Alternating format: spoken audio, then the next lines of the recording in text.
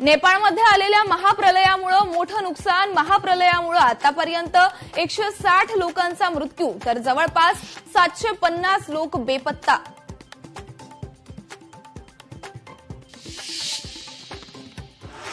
नेपाळच्या महाप्रलयात महाराष्ट्रातले 150 पर्यटक अडकले। महाराष्ट्राकडून नागरिकांना हेल्पलाईन क्रमांक जारी। नेपाळमधील महाप्रलयाची स्थिती पाहता बिहार सरकारचं मोठं पाऊल, गंडक बॅरेजचे 36 दरवाजे उघडले, एनडीआरएफ सज्ज।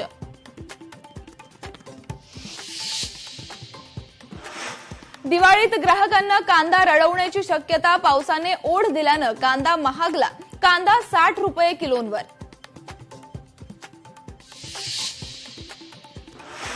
मुंबईतल्या परळमध्ये ईद मिरवणुकीदरम्यान 2 गटात वाद आणि दगडफेक, लक्ष्मी कॉटेज इमारतीजवळील घटना, परिसरात पोलिसांचा तगडा बंदोबस्त।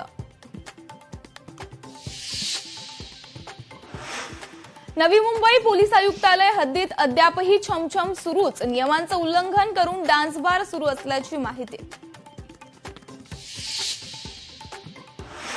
अनेक दशकांपासून वन विभागाकडे असलेल्या संजय गांधी राष्ट्रीय उद्यानाच्या 193 एकर जमिनीला संरक्षण मिळावं, सेव्ह एसजेएनपी गटाची वनमंत्र्यांकडे मागणी।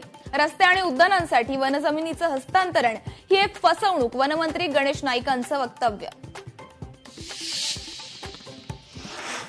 टीडीआर प्रकरणी मंत्र्यांचे एकमेकांवर आरोप, मात्र ठाणेकरांवर कोट्यवधींच्या टीडीआरचा भार। ठाणेकरांच्या प्रश्नांवर मुख्यमंत्री गप्प का? दयाभाई कंपनीला दिलेला टीडीआर मुख्यमंत्री स्व अधिकारात का थांबवत नाहीत?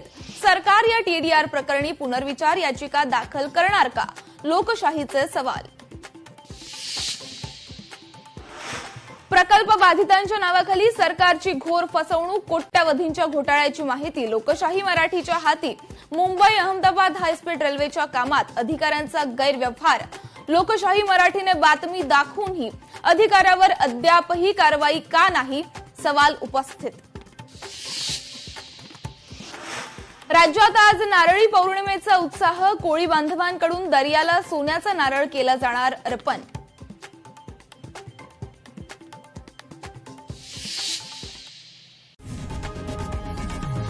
लोकशाही मराठी ऐका, पहा, जागरूक रहा।